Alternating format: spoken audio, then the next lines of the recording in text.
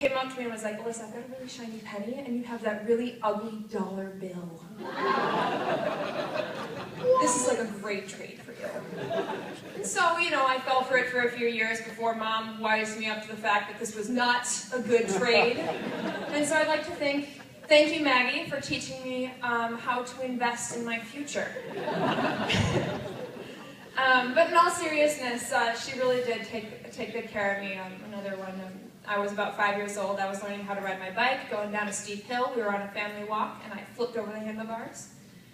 Maggie was right there with me and picked me up, let me bleed all over her shirt. I'm sure it had a watermelon on it, because Maggie loved watermelon at that time. And yeah, so, crying, sobbing 5-year-old Maggie, just best big sister ever. Took care of me, sent JR to get my parents, but I couldn't have asked for better. And we grew up and started to change, and I like to think that I started to help out Maggie as well.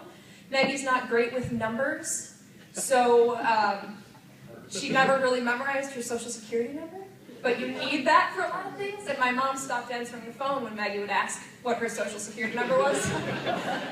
So I have that memorized. If any of you want to steal her identity, just ask. Another one, so Maggie also not great with directions. I love you, big sister.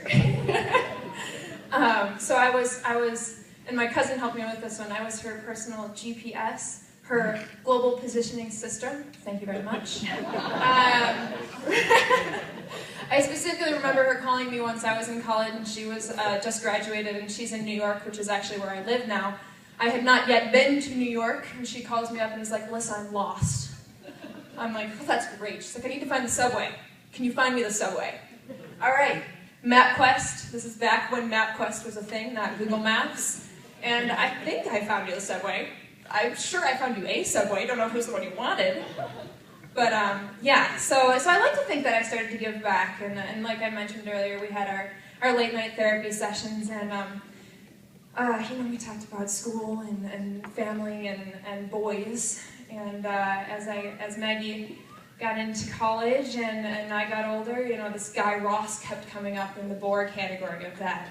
And a little skeptical, whenever, he's a guy. I'm the sister, I gotta be skeptical. And then he was not just a boy, he was a boyfriend. He took her on date-like things, took her to a museum, took her to a nice festival thing for Christmas, which was actually their first date, so that's pretty cool. And eventually he started showing up at family events. And he just kind of was there. It's cool. I mean that in the best way. You just fit right in. My sister's going to kill me. No, and then he fit right in there. And the thing is, like I said, I got to keep professional skepticism. I'm the sister.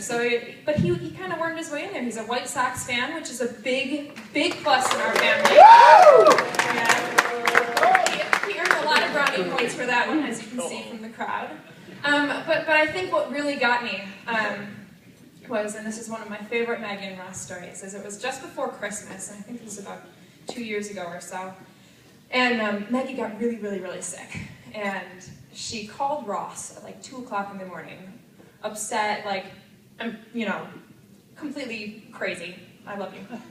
And he calmed her down enough, she went back to sleep, but the next day, Ross, not only does he go visit her, this is a work day, Maggie took the day off work, and Ross shows up after work, and not only does he come, make her feel better, but he brings her soup, of course, some chicken noodle soup to make her, to help out, and not only that, but he brought her favorite Christmas movie, Elf, and watched it with her. Well, by watched, I mean he sat on the couch while she fell asleep on him.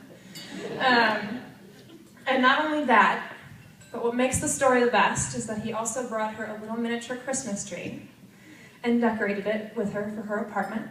And that Christmas with our family is a special, special occasion. And I think Ross has really kind of grabbed onto that. And I guess that whole Ross, I started this off saying, Maggie took care of me when I was little, and I like to think that I helped take care of her, and it was kind of mutual. And Ross, you've stepped up and started to sort of take over and take care of her, and it's really good to know.